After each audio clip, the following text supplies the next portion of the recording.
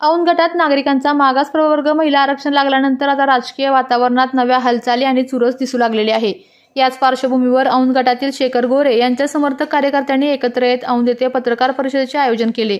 या परिषदेत कार्यकर्त्यांनी शेखर गोरे यांच्या सुविद्य पत्नी सौ सोनल गोरे यांना औंध गटातून जिल्हा परिषदेसाठी उमेदवारी मिळावी अशी ठाम आणि आग्रही भूमिका मांडलेली आहे। शेखर गोरे यांच्या नेतृत्वावर आम्ही अन्याय होऊ देणार नाही असं कार्यकर्त्यांनी स्पष्ट शब्दात सांगितले। जर सोनल गोरे यांची उमेदवारी जाहीर झाली नाही तर ते आम्हाला कदापि सहन होणार नाही।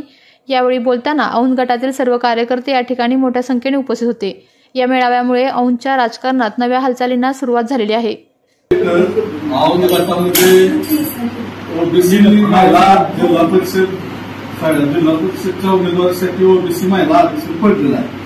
तर गेल्या 2014 पासून आमचा जो संघर्ष आज 14 वर्ष झाली आपण आमचा संघर्ष बघतोय। त्यांनी सगळे जातली हे सगळे शेतकरी मावळे सगळे आपल्या जिल्हा परिषद गटातले सगळे ह्या सगळ्यांच्या वतीनं आपण जे इथं आज बसलोय की आपल्या सगळ्यांचा आग्रह आहे शेतकरी पाहुणा की तुम्ही सिद्धेश्वरचा रहिवासी आहे, राहायला मुंबईला आहे, पण कोणताही कार्यक्रम असला काही असला भाऊंचा कार्यक्रम किंवा कोणते इलेक्शन वगैरे लागले तर मी मुंबईवरून येतो स्वतः भाऊंसाठी येतो। आज 14-15 वर्षाला आम्ही तुमच्यासाठी काम करतो आणि कोणतेही पद नसताना भाऊने एवढी सगळ्यांना मदत केलेली आहे। कोणतंही पद नसताना आज दुष्काळ भागात टँकर पाण्याचे टँकर वगैरे सगळं पुरवले केलं।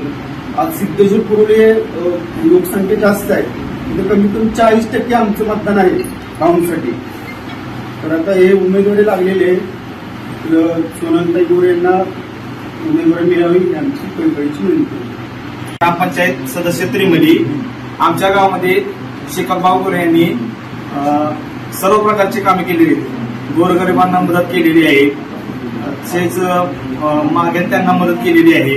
त्यासाठी सोनलताई गोरे यांना त्यांनी उमेदवारी द्यावी अशी कळकळीची विनंती आहे। विक्रमसिंग राजपूत, गाव खरांडेवाडी।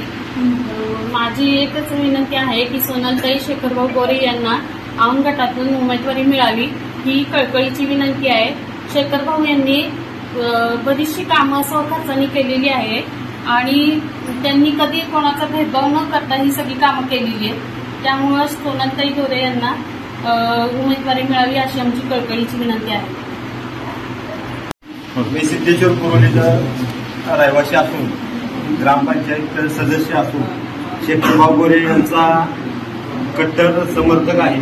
2014 पासून शेखरभाऊंनी जे औंध गटामध्ये एक माणसाची नाळ निर्माण तयार केलेली आहे। कोट्यवधीची कामं स्वखर्चानं करणारा एकमेव नेता महाराष्ट्रात असेल तर शेखरभाऊ गोरे।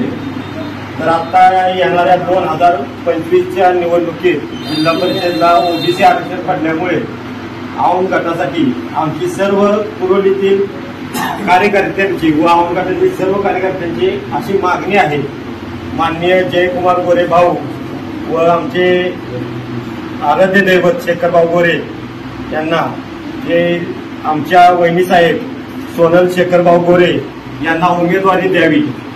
प्रत्येक गावातील प्रमुख कार्यकर्ते आज जमा झालेला आहे।